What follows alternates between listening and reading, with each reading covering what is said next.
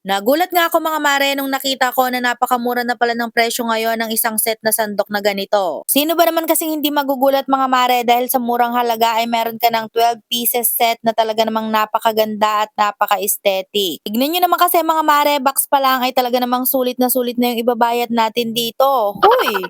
At isa pa nga sa nagustuhan ko dito mga mare, tignan nyo naman meron na siyang kasamang lagayan kaya naman hindi napakalat-kalat yung ating mga sandok. Napakaganda talaga nito mga mare dahil sa set na to ay kumpletong-kompleto ka na dahil lahat ng mga kailangan mo sa kusina sa pagluluto ay nandito na. Eto nga pala yung kasama niyang lagayan mga mare at kung mapapansin nyo may tatlong butas na yan sa ilalim, yan nga ang magsisilbing drainer kaya naman hindi na maiipon yung tubig sa loob. Meron na din pala itong kasamang tong mga mare kaya naman kung kailangan nyo ng pang-ihaw o pang-prito ay pwedeng-pwede nyo tong gamitin. Kung magbe-bake naman kayo mga mare o para lang sa itlog ay meron din ditong kasamang wire whisk. Kahit ano pang lutuin nyo mga mare ay may magagamit na kayong sandok dahil meron na ditong pang prito, meron pang sinabawan at syempre mga mare meron ding pang pasta.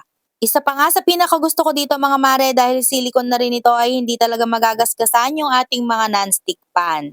Bukod nga sa napaka-aesthetic mga mare ay talaga namang napaka-quality at napaka-useful nitong ating 12 pieces na utensils. At kung hanggang ngayon nga mare ay wala ka pa rin ganito, nako, sign mo na to mare para i-check out na yan dahil napakamura na lang nito ngayon. Alam ko ang bet na bet mo din to mare kaya naman ilalagay ko na lang yung link sa comment section o kaya naman sa Yellow Basket.